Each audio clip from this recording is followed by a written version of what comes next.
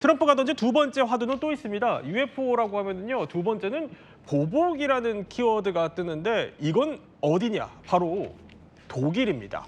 트럼프가 독일을 상대로 보복 조치를 하고 있다 이런 말이 나오는 이유는 바로 이 독일 총리의 발언과 맞닿아 있습니다. Ich erkenne im Augenblick nicht, welchen strategischen Exit die Amerikaner. Da wird eine ganze Nation gedemütigt durch die iranische Staatsführung, vor allem durch diese sogenannten Revolutionsgarden. 자, 저 메르츠 독일 총리가요, 전략도 없이 전쟁을 시작했다 이렇게 비판을 했는데 그 파장이 결국 여기까지 왔습니다. 자, 바로 트럼프 미국 대통령이요, 이렇게 얘기를 합니다. 주동미군 감축을 검토 중이다라고 밝힌 거죠. 조만간 또 최종 결정을 내릴 예정이라고까지 했는데 이영종 센터장, 네. 일단 전 세계에서 지금 보니까 일본 다음으로 두 번째로 많다고 그래요, 주동미군이. 맞습니다. 이거 러시아 견제에도 상당히 중요한 역할을 하지 않아요? 맞습니다. 사실 주독 미군 기지는 예. 단순한 기지를 공유한 게 아니라요. 가장 중요한 거는 미국의 핵 우산이 독일에도 있다. 이렇게 해가지고 사실 소련을 견제하는 과거부터. 그래서 지금은 이제 러시아를 견제하는 이런 측면이 크고요. 그다음에 지금 이제 러시아가 우크라이나 전쟁을 벌이고 있는 와중이고 이게 이제 서진이 되면 폴란드라든가 이 유럽 국가들, 나토 국가들이 위협을 받고 있기 때문에 그거를 견제하는 독일의 어떤 거점 이런 부분으로서 의미가 상당하거든요. 네. 그리고 규모도 3만 5천 명이라는 많은 규모를 지금 갖고 있고 이런데 이거를 뭐 빼겠다 이렇게 위협하는 것 자체가 어떻게 보면 뭐 독일 총리한테 좀 많이 긁히긴 했죠. 본인이 지금 끊임없이 승전하고 있다, 이기고 있다 이러는데 굴욕을 당했다 이러면서 직격탄을 날려버리고 그러게요. 독일뿐만 아니라 사실 다른 나토 국가들도 트럼프가 요청을 할 때 호응을 하지 않았잖아요. 그런 점 때문에 아마 트럼프가 좀 감정적으로 이번에 내뱉은 게 아닌가 이런 생각도 듭니다. 감정적으로. 근데 사실 그 이번 전쟁 국면에서요, 트럼프가 그러니까 우리가 필요할 때 동맹들이 안 도와줬다라고 하면서 암시했던 조치들이 이 정도는 됩니다. 보면요, 뭐 나토를 탈퇴하겠다, 네. 미군 재배치하겠다, 스페인 나토 방출, 나쁜 동맹 명단, 여기에 더해서 지금 주동미군 감축 검토까지 지금 거론이 된 건데, 아니 이영석 선생, 그렇더라도 아직 보면은 이 중에 뭐 제대로 실행이 된 건 없는데 이번에는 진짜일까요? 아니면 압박용일까요? 제가 보기엔 압박용입니다. 이걸 실제로 뺄 수 있는 그런 여지가 적은데요. 트럼프 대통령이 물론 메르츠 총리한테 좀 당한 부분 때문에 저런 얘기를 할 수 있는데 조금 더 신중해 줄 필요가 있습니다. 지금 나토라든가 뭐 독일에 대해서 무조건 서운한 감정만 가질 게 아니고 어제 백악관에서 찰스 3세가 점잖게 타일렀지 않습니까? 미국이 9.11 테러 이후에 테러와의 전쟁을 벌일 때 우리 영국을 비롯해서 유럽 국가들이 얼마나 당신을 많이 도와줬느냐, 미국을.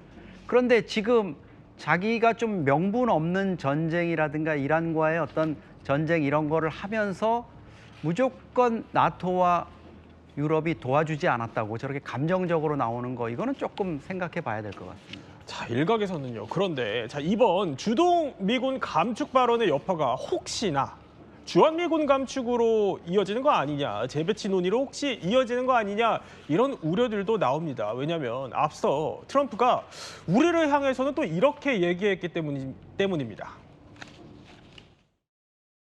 Who else didn't help us? South Korea didn't help us. But we have 45,000 people, soldiers, in harm's way, and right next to Kim Jong-un with a lot of nuclear weapons. 혹시 만에 하나 주한미군까지 영향을 받을까요? 지금 트럼프 대통령의 발언을 보면 마치 해외 주둔 미군을 미국이 일방적으로 그 주둔군의 어떤 시혜를 베푸는 이런 식으로 얘기를 하는데요. 주한미군도 똑같습니다. 주동미군이나 어차피 그 독일에 주재하고 있는 미군이 러시아를 견제하기 위한 거라면 한국에 주둔하고 있는 미군은 중국을 견제하기 위한 측면이 크거든요. 그런 측면을 지금 트럼프 대통령이 무시하고 있다. 우리가 뭐 28,500명의 주한미군이 있지만 주둔 규모로는 몇 째 가지만 사실 평택에 있는 캠프 험프리스가 전 세계에서 가장 큰 미군 기지입니다. 용산에 있던 기지를 평택으로 옮겨가지고 그렇게 엄청난 규모로 조성했다는 것 자체가 네. 미국이 대중 견제의 어떤 교두보로 삼으려는 장기적인 플랜이 있는 거거든요. 예.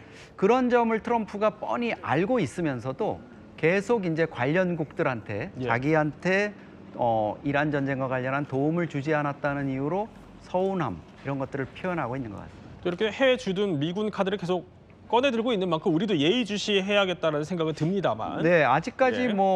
우리 당국은 한미 간의 주한미군 감축과 관련한 논의는 없다 이렇게 밝히고 그러더라고요. 있습니다. 예.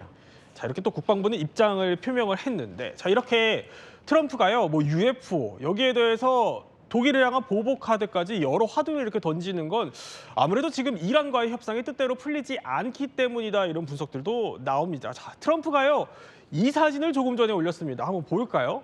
합성 사진입니다. 실제로 트럼프가 총을 들고 있는 건 아닌데 이게 이제 이란을 향한 경고라는 거예요. 이거 대체 무슨 의미일까요?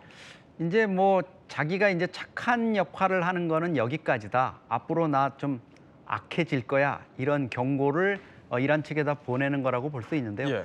지금 이제 이 정전 상태, 휴전 상태가 협상도 없이 계속 이렇게 장기화되고 있는 국면.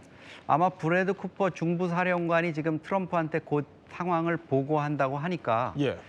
유력한 거는 이란을 압박하기 위한 단기적인 군사 작전입니다. 네. 또 대규모 폭격이나 유사한 봉쇄 조치를 취해 가지고 이란이 협상에 나올 수 있도록 이렇게 압박한다는 건데 다른 측면에서는 그런 압박이 가져올 수 있는 어떤 좀 부작용 이런 것들 때문에 트럼프가 일방적으로 승리를 선언하고 네. 빠질 거다 이런 관측도 나오고 있습니다.